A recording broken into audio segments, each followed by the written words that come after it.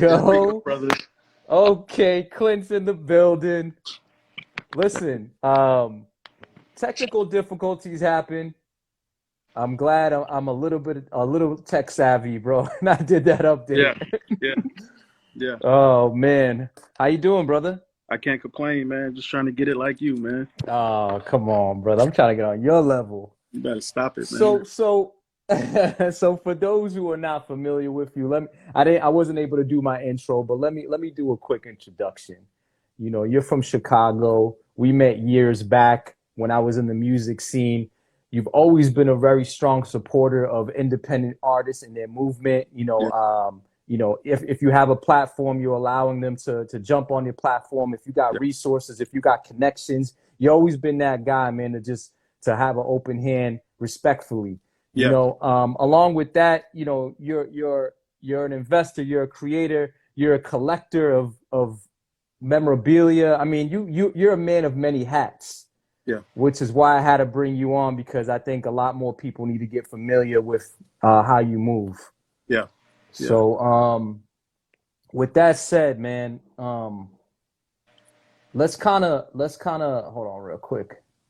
Oh, by the way, appreciate everybody jumping on the platform. If you're not familiar, this is the Low Theory. We do this every single week with a special guest. Common theme is music, but it could be anybody as long as music has some sort of motivation or influence in your life. And if you want to see any past episodes, just make sure you click the link on my bios everywhere: YouTube, Twitter, all the podcast platforms, and this one will also be on them as well. Let's talk about we'll dive a little bit back, and then we're going to talk about the memorabilia. But how'd you get involved with music back then? I know that you used to do a little bit of marketing or so forth with Rockefeller, right? Yeah, Can you yeah. touch on that a little bit? That's when it all started back in like 2001, maybe. I worked under a dude named George Green, who was one of the original founders. And he actually had a VP position in marketing at Rockefeller. And we met out of town, and the rest was history, man. Like we connected right away. We met at a Mike Tyson fight. Jay-Z did a Showtime event with Mike Tyson. So Jay-Z had a concert, and then right after that, they did the fight at the Pyramid. Mike Tyson had a fight at the Pyramid. Oh And, wow. I was doing the after party. And Oh. through the after party, Beanie Siegel, this young guy hit the scene. Um, Everybody came through except Jay. Mystical was there, MOP was there. It was nuts, bro. I was surprised that I had that type of turnout. And Right. fast forward, I started working with those guys, and I like slowly, like being from Chicago, it's not much of a scene musically. It's like everybody that we have that pop, it's like they left and really didn't come back. Besides Mm. Kelly, but he was like, he's R. Kelly. He's in his ways, but most people that made it big, they never came back to Chicago. They left. So when people saw someone in Chicago or knew someone in Chicago that had any type of plugs, you're automatically Russell Simmons. Everybody about, like, yo, man, check out this, check out that, man, come to my event, man, do this, do that, listen to my CD. And it's like, damn, dog, I don't have signing powers. Of course, I know a few people, but I don't have any signing powers. So it got to the point where it's like it became mad stressful. And I felt their pain, you know what I'm saying? Because I was one of those guys at one point that I was never an artist, but I was chasing the big dogs around. Like I was chasing John Monopoly around. I was chasing, Mm. like a lot of the cats that were like those guys in the city, that had big positions or had did some major shit. So fast forward, I end up, just kind of like holding my own, man, and like just, making people want to rock with me in the industry. So I started thinking about things that I know that, the industry heads needed or liked. You know what I'm saying? I know that they like women. I know that they like shoes. I know they like cars. I know they like jewelry. And I'm like, Mm-hmm. didn't want to be a car salesman. I ain't a pimp, so I ain't got no ladies for you. The shoes, there was too much competition. And then I'm like, jewelry, I've seen how much money these cats spend, and I've spent a lot on it too. So I invested everything I had into it.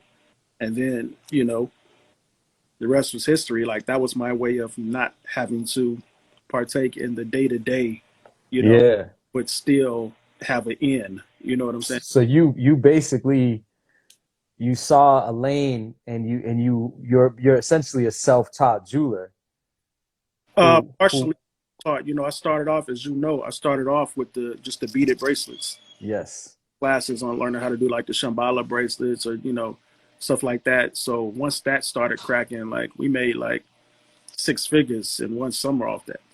So Wow. what if I could do that off these? Imagine what I could do off the big boy stuff.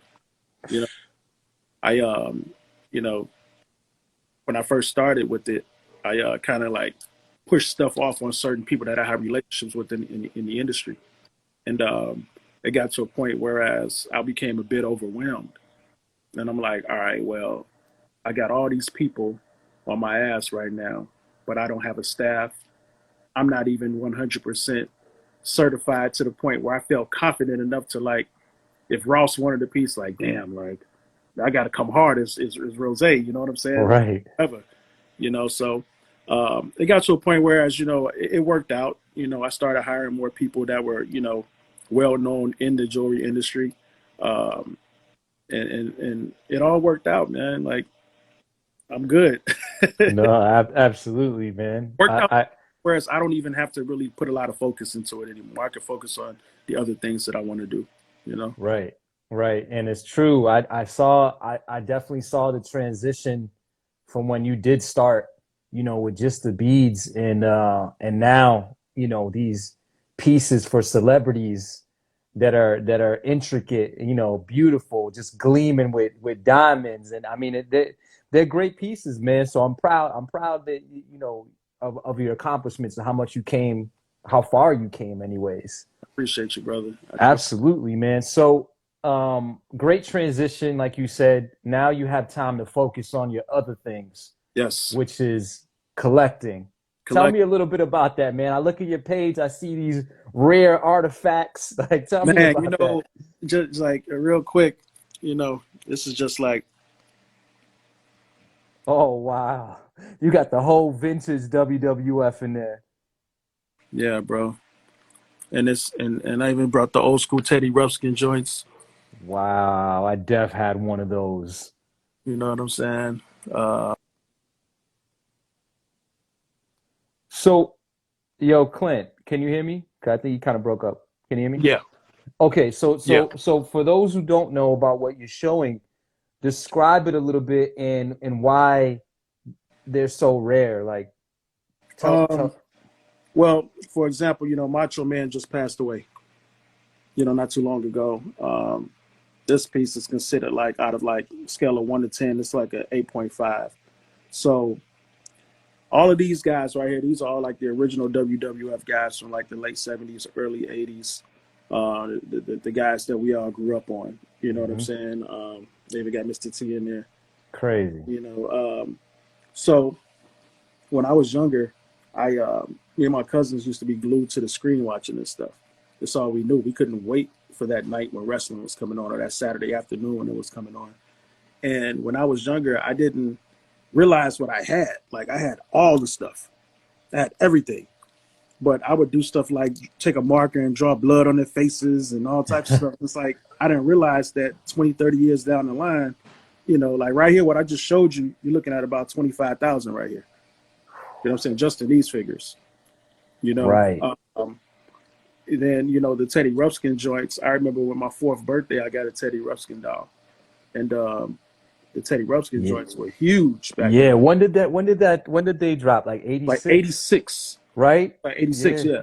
Yeah. Because I was 4 in 86, you know. Crazy. And then I just don't stop at the toys. Like I'm into records, like I got, right, I'm gonna show you this real quick. This is an unopened R. Kelly joint.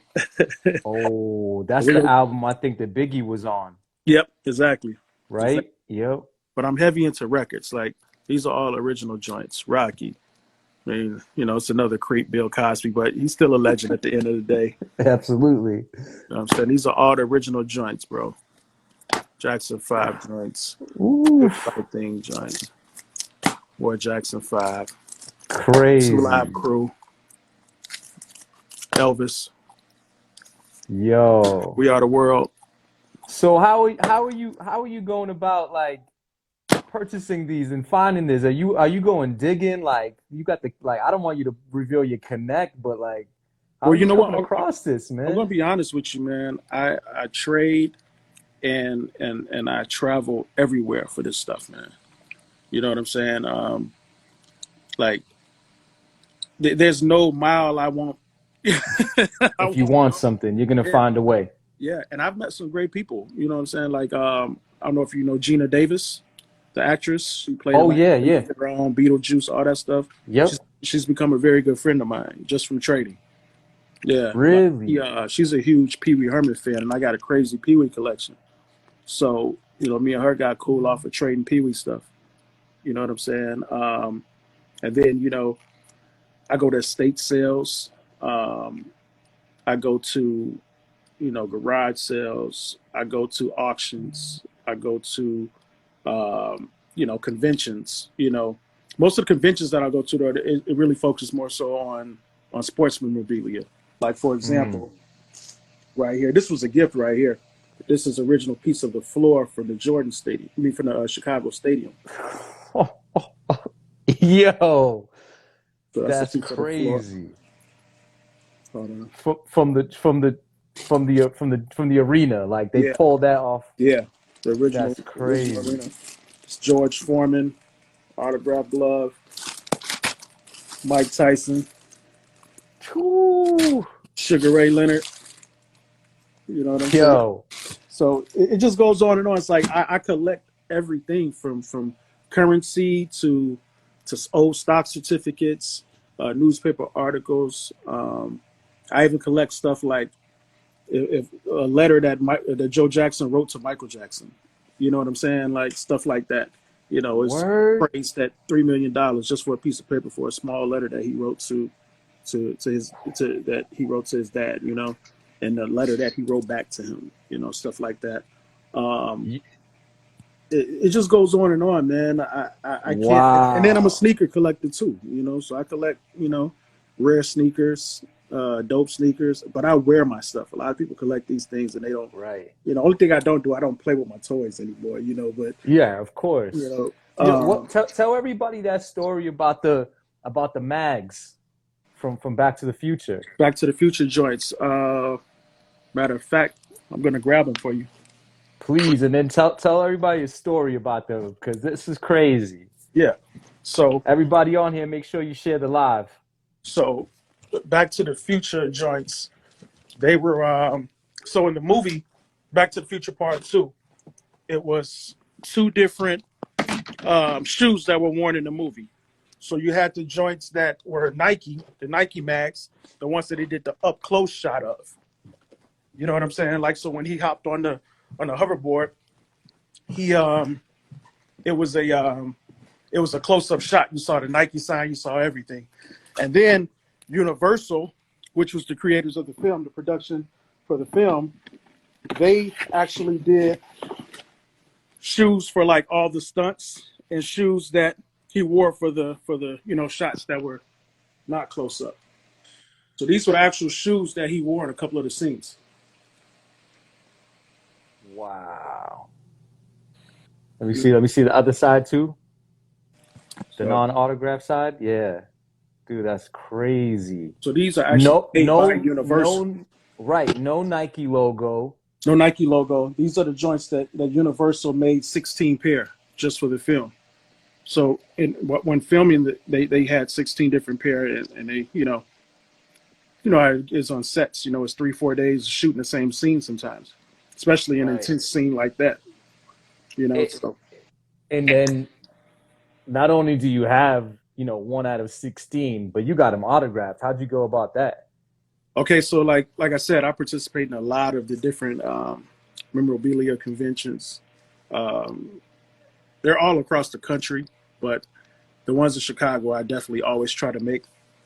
And Michael J. Fox, believe it or not, as ill as he is, he still signs. He loves to sign, actually. So I have the hoverboard, the shoes, and then the vest, the burgundy vest for Back to the Future. That's crazy. Yeah, yeah. So, and the vest, there was only two of those. I got one. Yeah. Wow. Yeah. But on That's top of amazing. that, like even stuff like Blues Brothers, which is one of my favorite films.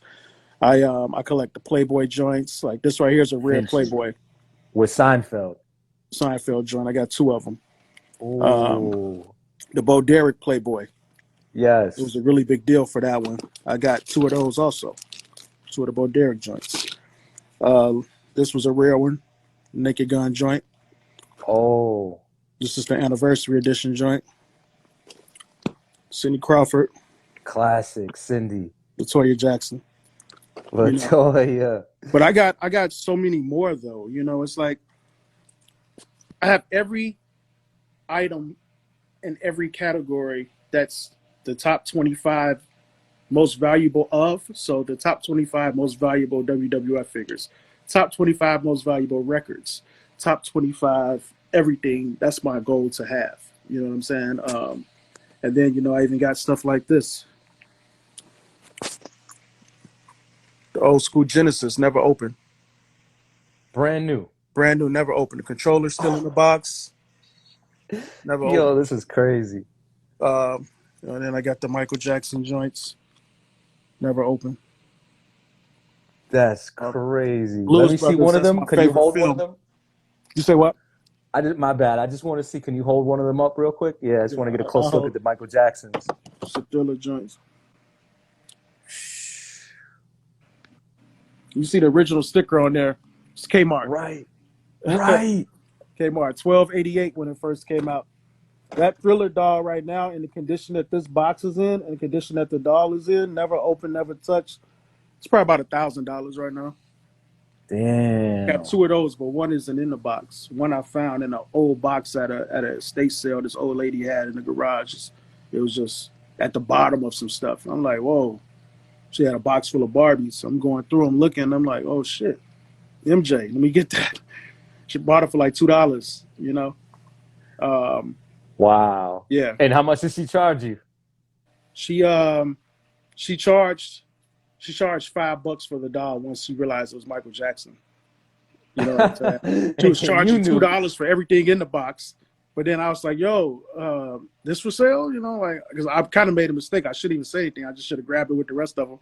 And she was like, yeah, that's a good one. Give me $5. I'm like, cool, you can have it. $5. Let's do it. Oh my God. This is one of my favorite joints right here. This poster right here, it's worth about 25,000. It's the original. So you got like some stains on it and stuff, you know. Wow. But I got a crazy Muhammad Ali collection too, man. Muhammad Ali collection is insane, bro. From any figure that they ever made from Muhammad Ali, I own. Autographed gloves, autographed trunks, um, all What types would of you stuff. What would you say is like your most valued piece in your collection?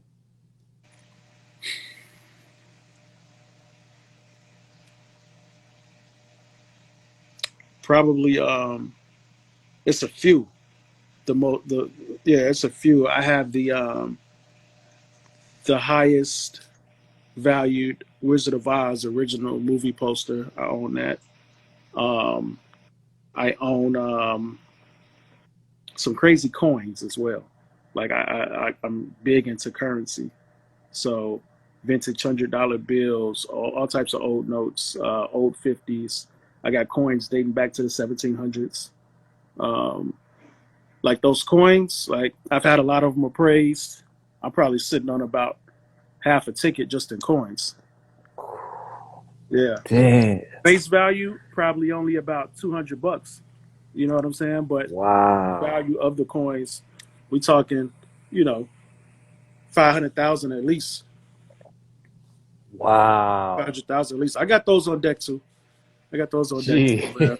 But we'll Jeez. be on here all night looking at that stuff. No, I know. We're Yeah. limited on time. Let me see. Somebody, I'll just go to one question in the chat. Somebody said, "Do you personally think it's getting harder for independent Chicago artists to make it?" No, What are your thoughts on that? I think right now it's the time. Like you gotta see the thing about it is since 2012, 2011, 2012, Chicago has like been on fire nonstop. From G Herbo to Dirt to Keith. to Wook, anybody that's O Block, anybody that's 300 or 600, anybody that's No Limit, anybody that's Mubu, like from King Louis to, you know, even like the rappers that are like really, really rappers like YP, people like that. It's like we have it right now. So before that, like pre 2012, 2011, it was so hard for artists. People used to, you know, there was a DJ we had in Timbuktu, God rest his soul. He passed away about maybe like 5 years ago, 6 years ago. But however, Timbuktu used to have something called Go Ill Radio.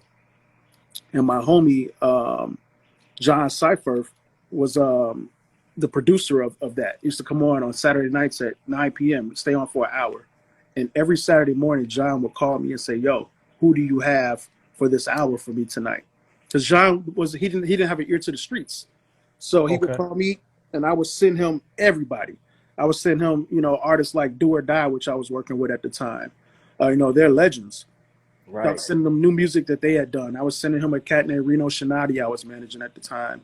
I was sending him YP. I was putting people on records that would never have done records together.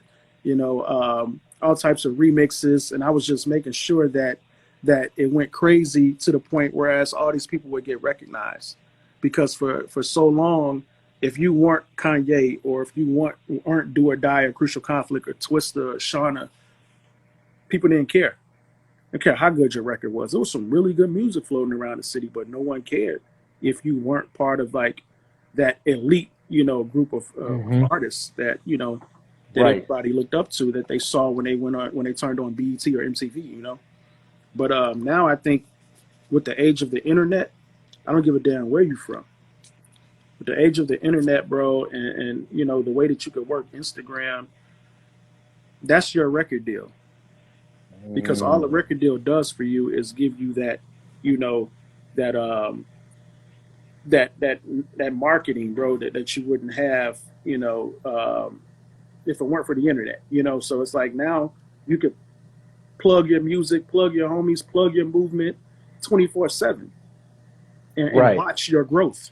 You can see it if you only had 100 followers at midnight, you dropped a record or you put out something that you know was appealing. In the morning, you may have 1,000, and now you're able to track your fan base. You're able to, you know, communicate. It's so much easier now, man. So many people are getting discovered off the DM. Yes. Like, it's a chance that you could, you know, post something and send it to Diddy in his DM, and there's a 50-50 chance that Diddy might see it and might say something back to you. You know, so I just encourage people to not really focus no more on the whole thing of where I'm from and how it's crabs in the barrel and everybody, no one wants to support the hometown artists and all of that. Nah, fuck all that, man. It's easy right now. It's easy. You got all these outlets. Right. The outlets make what was once, you know, you felt like you could never get close to a musician or celebrity. Now they're in reach. Yeah. Yeah. And it's like, if you're going to go the DM route, just be professional about it. Don't go and spam somebody's DM, man. Put together a nice little package, the way you're going to DM it. And like Clint said, right, there could be a 50-50 chance, man, if it's done correctly. Yeah. Yeah, exactly, bro. Exactly. So it was something else I wanted to show you. You know, being from Chicago, Blues Brothers was always that film. You know what I'm saying? I traveled very far for that Blues Brothers joint. That's the two official classic. Those are both the records from the movie. But yeah, that's the official poster? Yeah, that was the official. That's crazy. Poster. Yeah. Yeah. I'm trying to buy the original car from the movie.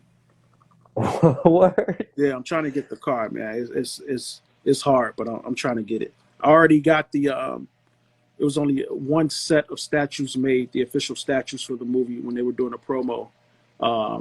Basically, I bought those already. A good friend of mine owns those, and he's selling them to me for the low. It's just they're so big, I have no spot for them right now.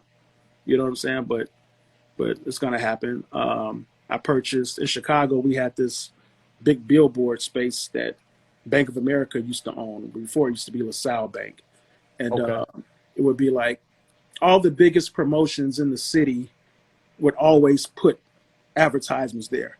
So it was a really big deal back in the late 90s when Dennis Rodman was with the Bulls. They had this really big picture of him with blonde hair, and it sat on the side of the expressway. And Mm-hmm. people were mad because traffic was heightened. It was crazy. So like people were mad. So they had to take it down. But it was piece by piece. It wasn't a painting. It was like an actual big piece of cardboard. I bought that. It was almost like a collage. Exactly. One Exactly. piece. Okay, So gotcha, it was gotcha. broken down into 6 pieces. 4 pieces were his hair, 2 pieces were his face. I bought it. Yeah. Yeah. Really? How Yeah. big is it? It's got to be huge. It's if it huge, was a man. It's billboard. about the hair alone is about 10 feet tall, just the hair. And then the head, his actual face, is about 20 feet. Wow. Yeah. So I bought that. Have you ever met Dennis Rodman? Oh yeah, he's a super Yeah. smooth dude. I when I was younger, you know, I've always been into collecting. So when I was younger, I used to go down to the hotels that the players would stay at when they came in town. So, for example, back in like '96, the Dream Team practiced in Chicago, and it was the Dream. It was Dream Team 2, where it was Shaq, Scotty, Mitch Richmond, GP, Grant Hill, all those guys. Oh, And man. I would be out there all day, all night, and you know, other players that weren't on the team would still come through the hotel to visit their homies. So Dennis Rodman came through to see Scotty and to see Karl Malone, believe it or not. So I got his autograph, popped some shit with him for a second. Michael Jordan was coming through every day. List goes on, man. Like, but yeah, I got some stories out of this world, man. I know. I feel like we need to, because I know we're limited on time. We only got a couple of minutes, and I know you got something to do. But I think a part 2 is necessary, man. I really do, man. It's so Yeah. much to talk about, man. There's so much stuff I want to show you, and all I'm trying to really do is, you know, I'm a victim of buying nice things. You know what I'm saying? So I buy expensive cars, I buy expensive clothes, shoes, stuff like that. But I'm trying to show people that there's so much more. You know, so that's why I've been, you know, over the last year, I've been really showing like my music catalog and the things that I'm invested in, the records that I bought stakes in, the toys that I collect, all that stuff. Because at the end of the day, those clothes, they're going to play out really fast. And the next season, people are going to point you like, he got on last season's sweater or last season's shoes or last season's whatever. And I started to hate how that sounded, because if you're spending $1,500 on a sweater, you're supposed to wear it as much as you want. You shouldn't be criticized because they have a new one out now. You know what I'm saying? So I was trying to show people over the last year, invest your money into other things too, that, you know, that you can make money off of, man. Like, for example, this is the original Andre the Giant joint. Before he was wearing a black, signature black, he was wearing this joint, and he was wearing this joint. You know what I'm saying? Yeah. So those alone right there, and the condition that they're in, those are $500 each. These toys was $3 when they came out. That's You crazy. see how many I have, man. I got the whole collection of them, bro. So just the Right. toys alone, you know, We got to hit up Obey. Obey would love one of those. just rock Shepherd out, man. Ferry. And everything Yeah. that you see, I have more than one of. Yeah. Yeah. So I think it's really dope, man. And you hit it on the nail. I feel like, you know, coming where you're from, you know, they see rappers, they see these celebrities, they want to come up, they want to buy the jewelry, yeah. they want to show off, but they're not thinking about investments. Yeah. And I love what you're doing. Yeah. You know, somebody would see you and they wouldn't even imagine that you had a collection like this, that you had these figures, you had these toys. Yeah. You know what I mean? Yeah. But it's not that you're not an adult playing with toys. You're buying these because this is wealth. You're building wealth, bro. Yeah. I love that, man. Appreciate you, bro. And it started, like I said, it started when I was a child. I had so much stuff. And then as I got older and I would read up on things, and one day I saw this article that said, your old toys could be worth a fortune. And I didn't have a single toy left. Like most of this collection that you see, I've accumulated these things probably like over like the last 6 years. You know what I'm saying? The main things that I was always into were like my sports memorabilia. I've been having that stuff since the 90s. You know, like anybody's rookie card I own and it's autographed, or I have another one that's not autographed, from Michael Jordan to Nolan Ryan to Sammy Sosa, Frank Thomas, Shaquille O'Neal, Magic Johnson, Larry Bird. I have all these people's most valuable cards. Any magazine of Michael Jordan or cereal box he's ever been on, I own it. Yo, that's crazy. Yeah, so part two, we're going to break out the Wheaties collection, all of that. That's what I think. So anybody who's listening right now or watching, I think that's what we should do. Part two, bring out a couple more gems, and then let's also dive into some more Chicago talk. Yes. I want to know, you know, did you see Jordan around when you were young? Don't tell me now, but I want to know things like this. Yeah. You know what I mean? So we could talk for a while. Yeah. You know, we got history, but I think the people need a part two, bro. Yeah, we definitely need a part two, man. Let's definitely do it, man. And I just want to say, man, I truly appreciate what you're doing, man. You're giving people their flowers. You've had some amazing guests on the show over the last month. I just been like I've always been tuned in, but like as of late, I've really been tuned in. So yeah, Master Ace on there. I'm like, wow, Master Ace. You know, it's like, and then you have Kevin Hart's dude on there. It's like you never know what you're gonna get.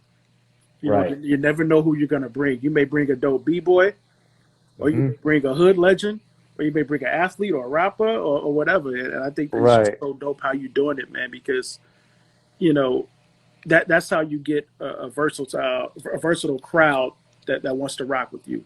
You know, when you offering many different things, and that's what you're doing. You're not just focused on one thing. So correct, man. I appreciate you, man. Thank you, man. Trust me, man. That means a lot coming from you. Appreciate you, brother. Let's set this up. I'm gonna be on the horn with you later, and then let's get a part two set up. But for now, bro, thank you for joining episode 30 of the Low Theory. Clint, where can they find you? It's made by Clint. ITSMADECLINT. That's Instagram. It's the only outlet I'm really on right now. I'm not really into the Facebook and all of that anymore. It's not lit enough for me. But yeah, that's where you can find me, man. Word. All right, everybody, make sure you go ahead and follow Clint. Make sure you follow. Oh, man. You gotta break that out now, man. This guy. I got some shit, and to end it, man, I got the original Thriller joint. You know, man, one of my favorite artists. So, oh yeah, I always tell people, I don't, regard side note of what he did in his personal life, but as a musician, one of the greatest. Yeah, one of the greatest. Really quick story about MJ, really fast. Okay. We got time for an MJ story. Good. My boy Jason Weaver, singer and actor from The Lion King and all of that. Of course. I had dinner with him not too long ago, and he told me a story. I asked him, I said, yo, when you were doing the Jackson 5 miniseries, I said, did you ever meet Michael Jackson? And he was like, no, I didn't. He said, but he came on set. I said, oh, okay. So he said one night we were filming the I'll Be There scene. Have you seen the miniseries before? Yeah, of course. I've seen that, yeah. But he said, we're filming he plays little Mike, yeah.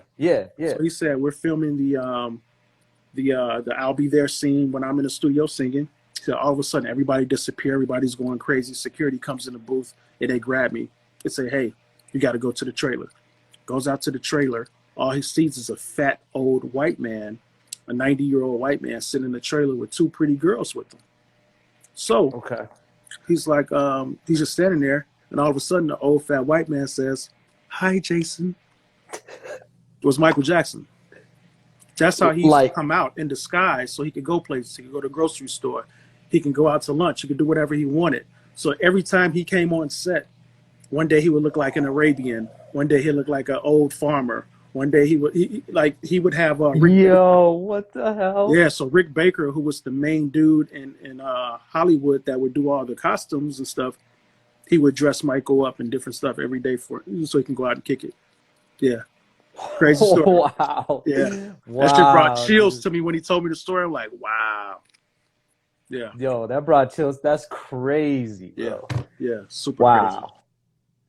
All right, man. Yo, it's a pleasure talking to you, bro. Seriously, man. Great conversation. Love the stories. We'll make sure we get that part 2 set up, bro. Let's do it, brother. Stay blessed, man. Same to you, man. And let's definitely, keep the relationship going. Let's, keep bringing awareness to, great people, bro. So I appreciate you, man. Somebody need to be interviewing you, bro. Oh, man. Thank you, brother. I appreciate you, man. My man. Let's talk soon, All right. brother. Take care. One love, bro.